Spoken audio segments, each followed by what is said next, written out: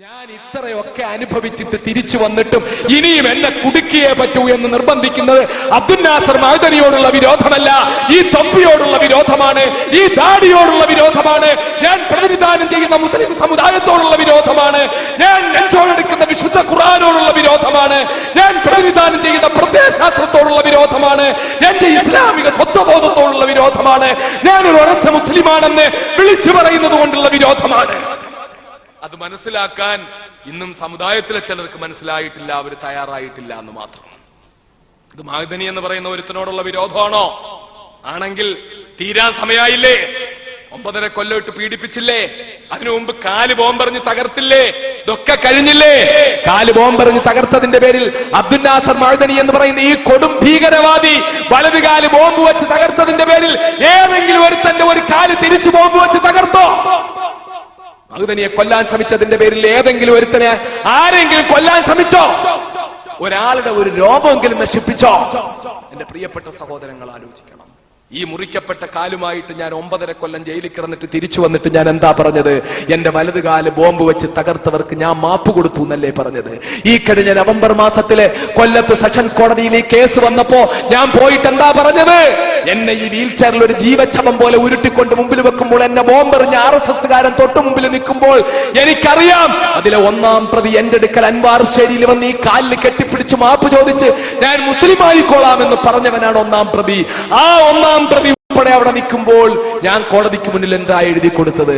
എന്റെ നഷ്ടപ്പെട്ടു പോയ വലത് കാലിന് പകരം 17 കൊല്ലം മുമ്പ് നഷ്ടപ്പെട്ട കാല് ആരെങ്കിലും കുറച്ചു നാൾ ജയിലിലടച്ചത് കൊണ്ട് തിരിച്ചു കിട്ടൂല.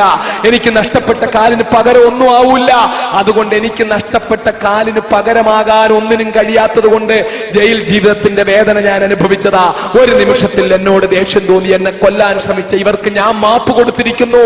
ബഹുമാനപ്പെട്ട കോടതിയും മാപ്പ് കൊടുക്കണമെന്ന് എഴുതി കൊടുത്തപ്പോൾ ജില്ലാ സെഷൻസ് അഡീഷണൽ ജഡ്ജി വാസവൻ എന്റെ മുഖത്തേക്ക് കുറെ നേരം ഇങ്ങനെ തുറിച്ചു നോക്കിയിരുന്നിട്ട്, കോടതിയാണോ മാപ്പ് കൊടുക്കേണ്ടത്, ദൈവം തമ്പുരാനല്ലേ മാപ്പ് കൊടുക്കേണ്ടതെന്ന് ചോദിച്ചിട്ട് എന്നെ സാക്ഷി പറയാൻ വിളിച്ചപ്പോൾ ഞാൻ എനിക്കൊന്നും അറിയില്ല എന്ന് പറഞ്ഞ് ഞാൻ അത്രത്തോളം കേരളീയ സമൂഹത്തിന്റെ മുന്നിൽ എന്റെ കാല് ബോംബ് വെച്ച് തകർത്തവർക്ക് ഞാൻ മാപ്പ് കൊടുക്കുമെന്ന് പ്രഖ്യാപിച്ചത് വാക്ക് പാലിച്ചുകൊണ്ട് കോടതിക്ക് മുന്നിൽ ഞാൻ അങ്ങനെ പറഞ്ഞിട്ട് തിരിച്ചിറങ്ങിപ്പോന്നെങ്കിൽ എന്റെ ഭാര്യ അറസ്റ്റ് ചെയ്ത അതേ ദിവസമാ മക്കളെ എന്റെ കാല് ബോംബ് വെച്ച കേസിലെ പ്രതികൾക്ക് ഞാൻ മാപ്പ് കൊടുക്കുകയും ഞാൻ സാക്ഷി പറയുകയും ചെയ്യാതിരുന്നതിന്റെ പേരിൽ അവരെ വെറുതെ വിട്ടുകൊണ്ട് കോടതി ഉത്തരവിട്ടത്.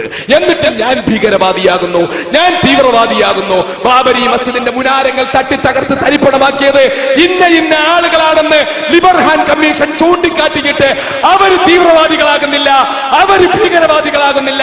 ബോംബെയിൽ, ഗുജറാത്തില്, ജംഷഡ്പൂരില്, ഗോഹട്ടിയില്, വാരാണസിയില്, അയോധ്യയില്, അലിഗറില്, അഹമ്മദാബാദില്, ഭഗൽപൂരില്, ഗുജറാത്തിലെ ആയിരക്കണക്കിന് നിരപരാധികളെ ചുട്ടുകൊന്നവര് തീവ്രവാദികളാകുന്നില്ല, ഭീകരവാദികളാവുന്നില്ല. അബ്ദുൽ നാസർ മഅദനി സ്വന്തം കാല് ബോംബ് വെച്ചവന് കോടതിയിൽ പോയി മാപ്പ് കൊടുത്ത മഅദനി മാത്രം എങ്ങനെയാ ഭീകരവാദിയാകുന്നത്? എന്റെ പാവപ്പെട്ട ഭാര്യ അന്യപുരുഷന്റെ മുന്നിൽ നിൽക്കാൻ ഞാൻ ജയിലിൽ പോയതിന്റെ പേരിൽ മാത്രം പുറത്തേക്ക് ഇറങ്ങേണ്ടി വന്ന വീട്ടമ്മയായ എന്റെ ഭാര്യ അറിഞ്ഞുകൊണ്ട് ഒരു വഖ്ത് നിസ്കാരം കളാക്കാത്ത, ഒരു നോമ്പ് കളാക്കാത്ത, ഒരു സുന്നത്ത് നോമ്പ് വിടാത്ത, ഒരു ദിവസം പോലെ ദിക്റും സ്വലാത്തും ഉപേക്ഷിക്കാത്ത എന്റെ പ്രിയപ്പെട്ട ഭാര്യ തീവ്രവാദിയാകുന്നു. പർദ്ദയിട്ടുകൊണ്ട് ജയിലിലേക്ക് അവർ ആനയിക്കപ്പെടുന്നു. അവർ പലരാലും ആക്ഷേപിക്കപ്പെടുന്നു, നികൃഷ്ടമായ ഭാഷയിൽ വിമർശിക്കപ്പെടുന്നു. ഇതെന്തിന്റെ പേരിലാ?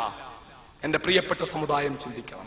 നാളെ മഅദനി മരിച്ചു പോവും. പിന്നെ ഇവരൊക്കെ കുറെ മുസ്ലിങ്ങളെ കയ്യിലെടുത്ത് വെച്ച് വാഴ്ത്തുമെന്നും മൗലൂദോതുമെന്നും ആരും കരുതണ്ട. മഅദനി മരിച്ചാലും മഅദനിയുടെ ഭാര്യ മരിച്ചാലും ഇതൊക്കെ ആവർത്തിക്കപ്പെട്ടുകൊണ്ടിരിക്കും. ഈ സമുദായത്തിന്റെ ഏതെങ്കിലും, ഈ സമുദായത്തിലെ പേരുള്ള ഒരു മുസ്ലിം പേരുള്ള ഏതെങ്കിലും ഒരുത്തരെ പിടിച്ചാൽ അവനെ ഇങ്ങനെ കാണിക്കുമ്പോൾ എന്തുകൊണ്ടാണ് അതിന്റെ പുറകിൽ വിശുദ്ധ ഖുർആൻ എഴുതിയിട്ടിരിക്കുന്നത് കാണിക്കുന്നത്? എന്തുകൊണ്ടാണ് ഖുർആന്റെ വചനങ്ങൾ പുറകെ എഴുതിയിട്ടിരിക്കുന്നത് കാണിച്ചുകൊണ്ട് തീവ്രവാദികൾ എന്ന് പറയുന്നവരെ കാണിച്ചുകൊണ്ടിരിക്കുന്നത്? എന്താ?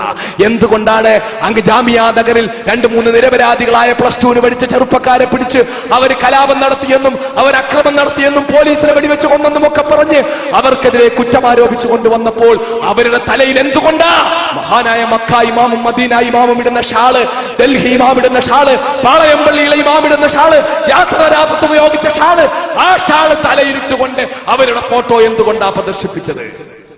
ഇവിടെ അബ്ദുൽ നാസർ മഅദനിയോ സൂഫിയ മഅദനിയോ ആണോ പ്രശ്നം? എന്റെ പ്രിയപ്പെട്ട സഹോദരങ്ങൾ ആലോചിക്കണം. ഇതെല്ലാം നടന്നുകൊണ്ടിരിക്കുമ്പോൾ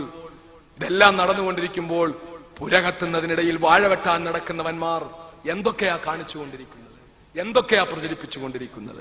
അതുകൊണ്ട് എന്റെ പ്രിയപ്പെട്ട സമുദായമേ, ഞാനിത് പറയുന്നത് ഇത് എന്നോട് മാത്രം ബാധിക്കുന്ന പ്രശ്നമല്ല.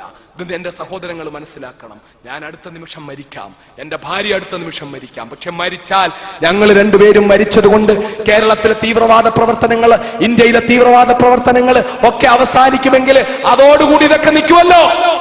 പക്ഷേ നിങ്ങൾ കരുതുന്നുണ്ടോ അങ്ങനെ നിൽക്കുമെന്ന്? നിങ്ങൾ കരുതുന്നുണ്ടോ അങ്ങനെ നിൽക്കുമെന്ന്? ഇപ്പോൾ ഏറ്റവും പുതിയ റിപ്പോർട്ട് എന്താ?